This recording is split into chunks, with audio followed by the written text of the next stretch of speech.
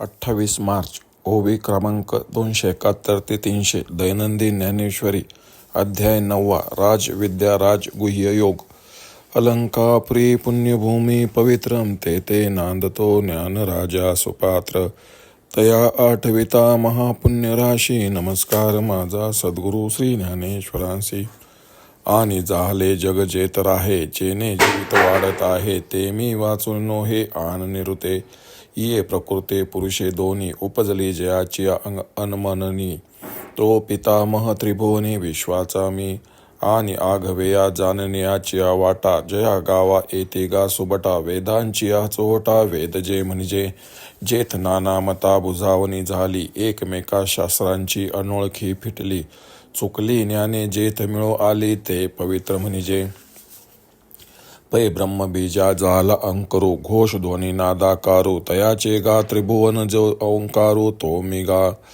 जया ओंकाराचे कुशी अक्षरे होती उमकारेसी जिये उपजत वेदेसी उठली तिन्ही म्हणून वायो सामू हे तिन्ही म्हणे मी आत्मारामू एवं मीची कुलक्रमू शब्द ब्रह्माचा गतिर्भर्ता प्रभू साक्षी निवास शरणम श्रुवत प्रभव प्रलयस्थानम निधानम बीजमव्यम हे चराचर आगवे जिये प्रकृती आत साठवे ते शिनली जेत विसवे ते परमगती मी आणि जयाचेनी प्रकृती जिये जेने अधिष्ठली विश्वविये जो येवनी प्रकृती ये गुणा ते भोगे जो विश्वश्रियेचा भरता मी चिगा एथ पंडू सोता मी गोसावी असे समजता त्रैलोक्याचा आकाशे सर्वत्र वसावे वायूने नाव भरी उगे नसावे पावके दहावे वर्षावे जळे पर्वती बैसकान संडावी समुद्री रेखा नोलंडावी पृथ्वीची भूते व्हावे हे आज्ञा माझी म्या बोलविला वेद बोले म्या चालविला सूर्य चाले म्या हलविल्या प्राणू हाले जो जगाते चाळेता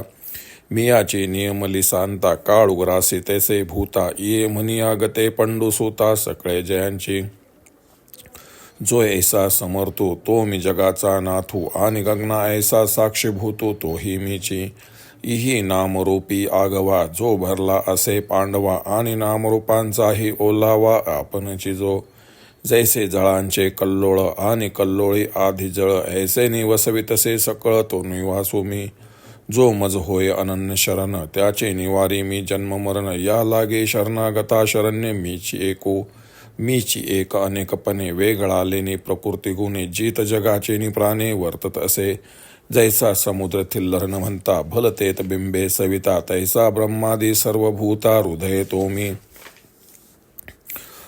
प्रकृती आणि पुरुष हे दोन्ही ज्या मनरहित अशा मूळच्या स्वरूपावर उत्पन्न झाले तो विश्वाचा पितामह मीच आहे.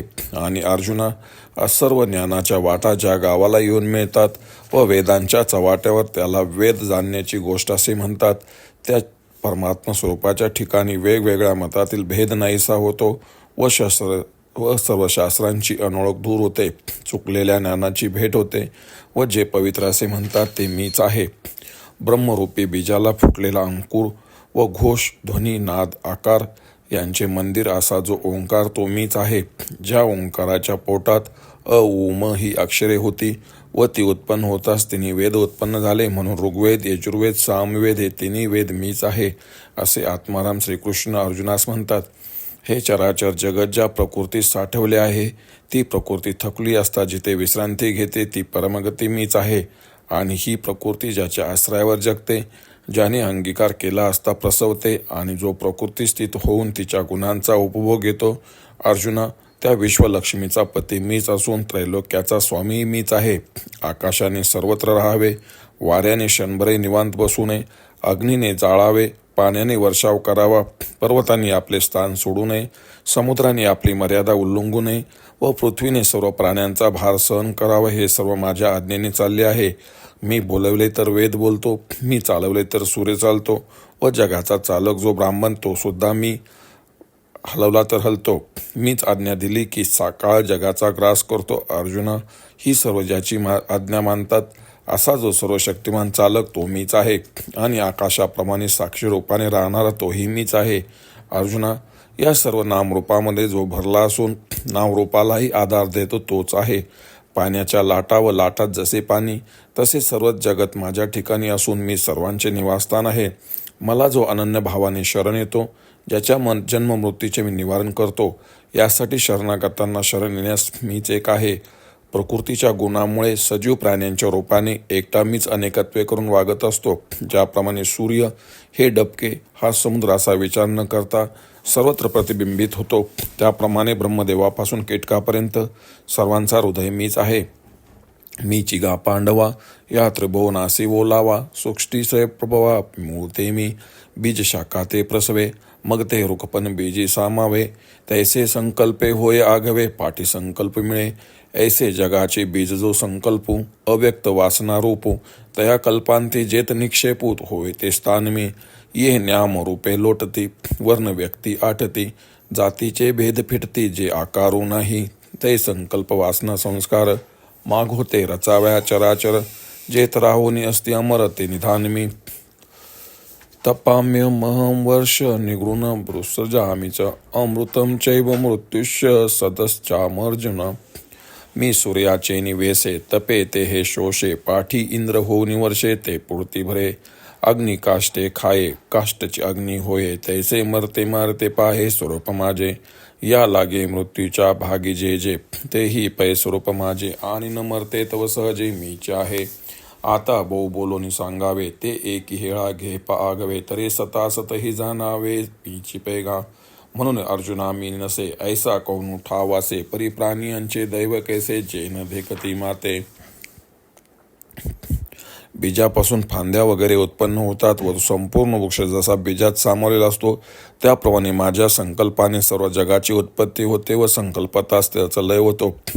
ज्याप्रमाणे बीज असणारा अव्यक्त वासनारूप जो संकल्प तो कल्पांत समय सूक्ष्म ठिकाणी ज्या ठिकाणी राहतो ते स्थान मीच आहे. हा आकार जेव्हा नाहीसा होतो तेव्हा नावामृत नाहीसे होते, वर्ण व व्यक्ती लय पावतात, जाती भेदही उरत नाही. अशा वेळी संकल्प वासना संस्कार पुन्हा जगत उत्पन्न करण्याकरता जेथे अमर होऊन राहिलेले असतात ते स्थान मीच आहे. मी सूर्यरूपाने तापलं म्हणजे जे जल आटून जाते आणि पुन्हा इंद्र होऊन जेव्हा वर्षाव करतो तेव्हा पुन्हा समृद्धी येते. अग्नी लाकडे खात होती, लाकडेच अग्नी होतात, त्याप्रमाणे मरणारे व मारणारे ही दोन्ही माझे स्वरूपे आहेत.